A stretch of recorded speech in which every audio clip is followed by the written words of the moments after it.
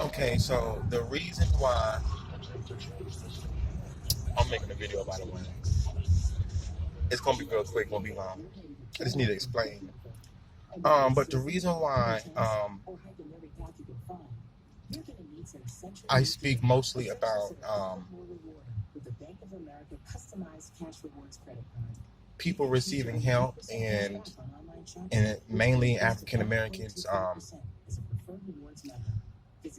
I feel like it's a shame that some people had to wait for a pandemic to happen in order for them to be heard, or in order for them as of African Americans um, to be understood that they've been crying out for help for a while, and there are many African Americans who are looked down upon because they won't go back to one of those slave 9 to 5, stand on your feet for hours, minimum wage jobs, doing a lot of extra stuff when you really should be getting paid for more because you're standing on your feet, you're at work every single day.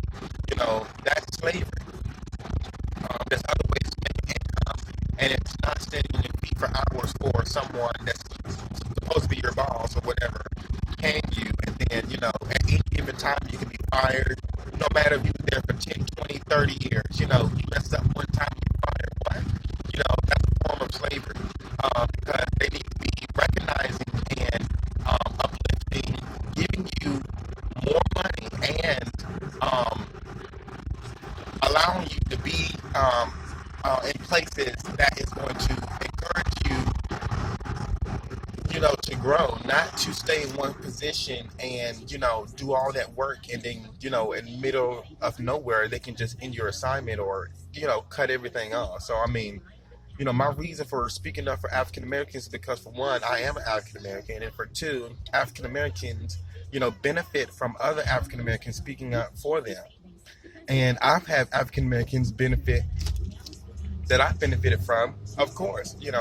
So when people say, well, what do you mean it took for this person to have a pandemic in order for them to, um, be financially stable almost, and things like that. And I'm like, well, there was one guy I knew who was homeless for nearly 10 years, and pandemic came, and here he goes. There's rental assistance helping him get him a place, and he's in a place now. So my thing is that, yes, he could have went and worked and got a job before the pandemic, but people are tired. Black people are tired. We've been working regular jobs, being slaves for years, and because there is a new direction in the way that people can make money and benefit for themselves by getting income from some other source, or maybe no income, just help. It may not just be about money all the time. So you can get help in any other way. Different incentives are given out during the pandemic, rental assistance, people paying up your rent, or things that you've owed. So supposedly, since we own everything, we do own everything. This is ours, but the Confederate government got everyone in a pool of going to school, going to church, doing everything, going to sleep at a certain time, waking up at a certain time, and doing everything in a repeated process. But what about stepping out of the Confederate system, repeated process that they wanted to do, and do our own thing? But those are the most rich people in the world. They left the system and they created their own system. They didn't have a boss. They were their own boss. They may have people that they helped work for, but they were still their own boss. They didn't have no one that was paying that, giving them minimum wage, when you could have made, you make what, $300 a week, if 4 or 5, and then, people make that in less than a day. Like, it's just like, a lot of people are told by the parents, go to school, go to work, or you're not going to do this and that. But that's just like not encouraging someone, and you don't know how much faith God has. You don't know how much faith that person has in God and themselves. So you can't predict someone's future by telling them to follow a train that everyone else is doing. You can't do that. Someone's going to have to follow you if you're doing something else totally different, especially if you're doing the right thing. You're doing nothing wrong, but if you know your history, a lot of some whites And some people who, it doesn't matter what color you are, but some people just believe that, the system is the best way for them. Go to school for 12 years. You know, yes, you're going to be learning some math, doing some PE, art, doing some extra stuff that's, a part of the curriculum. It may not be what you're going to need, or you may never use it in your life,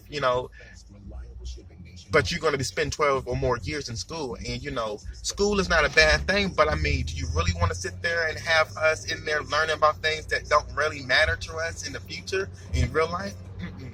So, yes, it took for a pandemic because now people are getting benefits that could help them because they're already hard workers. Black people are already hard workers, and our ancestors have been through a lot. And this is why I say we should be getting reparations, um, because